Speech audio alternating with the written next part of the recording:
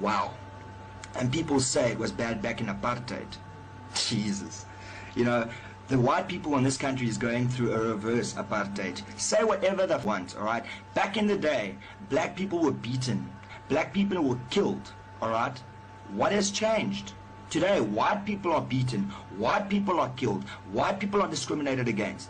Hello guys, welcome back to my YouTube channel. If you are new, please don't forget to subscribe and also like my videos. Now this member of the Begui member of parliament, appointed as a member of parliament, I think he has been removed, and according to our reports ukuthi engabe saba lapha yana enye noma abe ingxenye ye parliament ekulandela njengoba nibonile ivideo yakhe imbono yakhe kahle kahle ayibeka ngempilo yamanje la eningizimu Africa. Well, vele ke okuningi ke akushoyo mina according to opinion yami kuyiqiniso, vele kuyenzeka uyakubona kwenzeka yabo, and futhi ke lokhu kwenzeka kuwona wonke ama races. So this is just a fight esibonayo ukuthi ke kahle kahle I fight engakaze ke iyaphela, kodwa esikhathini samanje njengoba ke kuyibona ke ababuyele bakhomba ukuthi ke nabo banamandla kanye ke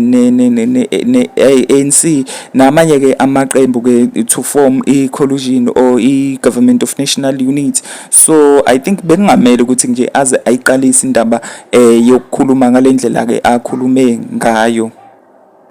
Bani ke ngoba lento ke idunga kakhulu ke istate, and futhi ke uma ke uthatha ukubheka ihistory esiphuma kuyona njenge South Africa ayikho mnandi. So I think guys, you tell me what you think on the comment section down below, and do subscribe on my YouTube channel. Don't forget to like the video. Danko.